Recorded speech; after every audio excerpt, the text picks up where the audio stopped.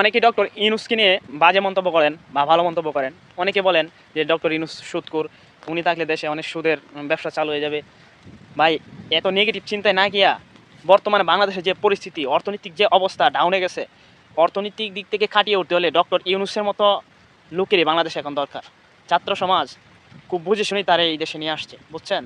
Doctor Yunus এমন একটা ব্যক্তি, তিনি পৃথিবীর সব দেশে যেতে পারেন, পৃথিবীর সব দেশের সাথে তার ভালো সম্পর্ক।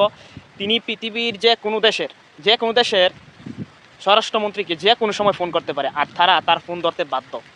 তার লেভেল কোন জায়গায় একটু বুঝতে হবে। তিনি থাকলে দেশের অর্থনৈতিক অবস্থা আমাদের ভালো হবে, আমাদের দেশে একটা সুন্দর একটা দেশ গঠন হবে, ছাত্র সমাজ নিয়ে দেশটা অনেক সুন্দরভাবে এগিয়ে যাবে। তাই তার নেগেটিভ চিন্তাগুলো বাদ দিয়ে দেশে কীভাবে উন্নত হয়, দেশ কীভাবে ভালো হয় সেদিকে একটু চিন্তা করবেন। একটা মানুষের সব কিছু দিক দিয়া চিন্তা করতে গেলে ভালো মানুষের খারাপ দিক খুঁজে বের করা যায়।